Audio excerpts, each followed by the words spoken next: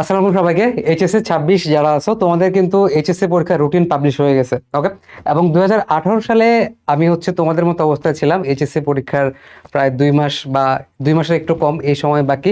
তো এই অবস্থায় তোমরা অনেকে জানো যে আমি কিন্তু ঢাকা বোর্ডে 6th হয়েছিলাম।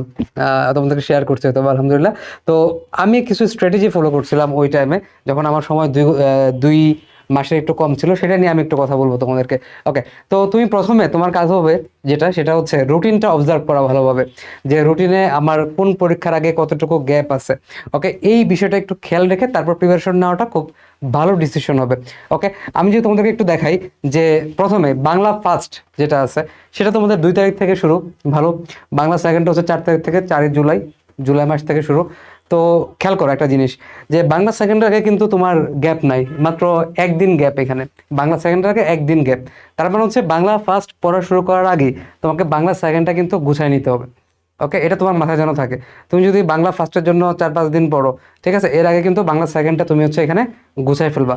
ওকে, এই যতদিন সময় আছে, 2 মাসেরও কম সময় আছে, এই সময়ের মাঝখানে তুমি বাংলা সেকেন্ডটা কিন্তু আগে গুছাই ফেলবা। এবং আরেকটা কাজ করবা, ধরো তুমি 4-5 দিন ধরো বাংলা পড়বা, এর আগে 3-4 দিন বা 4-5 দিন যাই লাগে না কেন তুমি বাংলা সেকেন্ডটা পড়ো।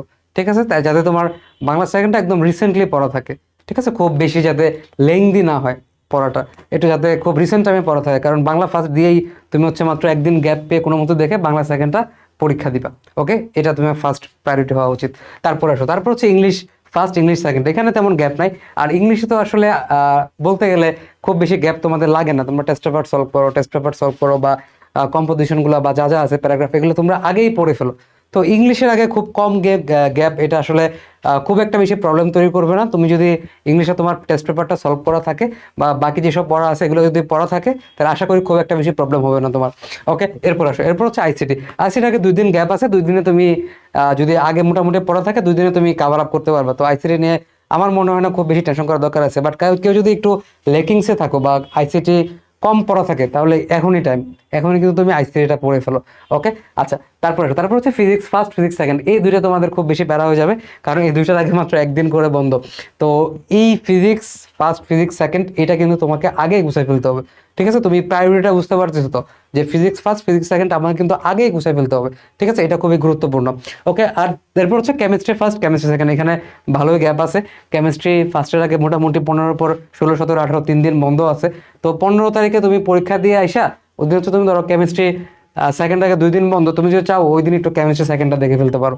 ওকে, এরপরে তুমি ধরো 16-17-18 3 দিন তুমি কেমিস্ট্রি ফার্স্টটা পড়লা, এরপর তুমি কেমিস্ট্রি সেকেন্ডটা দিলা। ঠিক আছে, 15 তারিখ রাতটা তুমি কেমিস্ট্রি সেকেন্ডকে টাইম দিতে পারো, যেহেতু এখানে অর্গানিক আছে, অর্গানিকটা তোমার একটু প্যারা লাগতে পারে। ওকে, এরপর দেখো, এরপর হচ্ছে বায়োলজি ফার্স্ট, বায়োলজি সেকেন্ড, এখানে কিন্তু ভালোই গ্যাপ আছে। তো বায়োলজি নিয়ে আসলে খুব বেশি যে টেনশন করতে হবে এরকম না। এখন একবার পড়ে রাখো, মাঝে মাঝে একবার পড়ে রাখবা।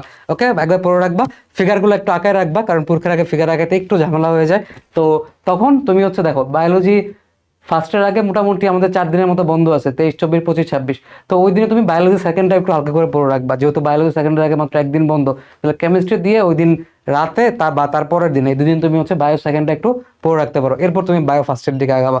ঠিক আছে, এরপর হচ্ছে হায়ার ম্যাথ। হায়ার ম্যাথে আসলে বিষয়টা কি, ম্যাথ তো তোমাকে যতই গ্যাপ দেখ, ম্যাথ হচ্ছে একটা প্র্যাকটিসের বিষয়, কন্টিনিউয়াসলি প্র্যাকটিসের বিষয়।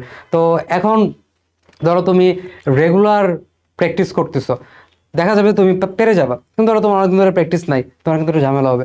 তো এই জন্য আমার যেটা উপদেশ থাকবে, যে তুমি মোটামুটি রেগুলার একটু ম্যাথগুলো প্র্যাকটিস করো। ম্যাথ প্রচুর প্র্যাকটিসের বিষয়, এবং প্র্যাকটিস করার সময় খেয়াল রাখো যে কোনগুলো তুমি পারতেছো, কোনগুলো তুমি পারতেছো না। যেগুলো পারতেছো না ওগুলো একটু ভালো মতো দেখবা, পরীক্ষার আগে ওগুলাই দেখবা যে ম্যাথগুলো আমি পারতেছি না। আর যেগুলো তুমি পারতেছো এগুলো তোমার কিন্তু সাবকনশিয়াস মেমোরিতে আছে সবসময়, তো ওগুলো নিয়ে খুব বেশি লোড নেওয়া দরকার নাই। ঠিক আছে, তাহলে তুমি মোটামুটি বুঝতে পারছো তোমার আসলে কোন বিষয়গুলোর উপর বেশি ফোকাস করতে হবে, যেহেতু তোমার পরীক্ষার গ্যাপ দেখে দেখে। ঠিক আছে, গ্যাপ থাকলে একটু তুমি পড়ার টাইম পাবা, তাহলে ওইটা তুমি আগে পড়ে রাখলেও মোটামুটি ওখানে কভার করতে পারবা। বাট যেগুলো গ্যাপ নাই সেগুলো তুমি এখন এখন খুব ভালো মতো পড়ে ফেলো। ঠিক আছে, এটা খুবই গুরুত্বপূর্ণ। আর রেগুলার পড়াশোনা করো। এবং আমি যদি আমার লাইফ হিস্ট্রি শেয়ার করি, আমি মোটামুটি 2 মাসের কম টাইম তখন থেকে খুব ভালো সিরিয়াসলি পড়ছিলাম। ঠিক আছে, সো এর বিনিময়ে দেখা গেছে যে ধরো আমি যদি বলি আমি কিভাবে পড়ছিলাম, যে প্রায় ম্যাক্সিমাম টাইমে পড়াশোনা করতাম, আর শুধু খাওয়া দাওয়া, ঘুমের টাইম, নামাজের টাইম, এগুলো বাদ দিয়ে। তো তোমাদের তো আসলে খুব বেশি কাজ নাই, তুমি এই রুলসটা ফলো করতে পারো, মোটামুটি পড়াশোনা থাকবা, কোনো ডিস্ট্রাকশন নিবা না, ঠিক আছে? আর যেগুলা পারবা না ওগুলা হচ্ছে এখন থেকে দেখে ফেলো, আর যেগুলো তোমার মনে থাকে এমনি ওগুলা পরীক্ষার আগে একবার দেখলেই তুমি মোটামুটি পারবা, ঠিক আছে? এই হচ্ছে মোটামুটি স্ট্র্যাটেজি, এবং এগুলা ফলো করে কিন্তু আমি ঢাকা বোর্ডে 6 হয়েছিলাম আলহামদুলিল্লাহ। তো এটা ফলো করো, পরীক্ষার স্ট্র্যাটেজিটা ফলো করো, কোন সাবজেক্টগুলো গুরুত্ব দেওয়া উচিত সেগুলো গুরুত্ব দাও। ওকে, ইনশাল্লাহ ভালো করবা। আসসালামু আলাইকুম সবাইকে।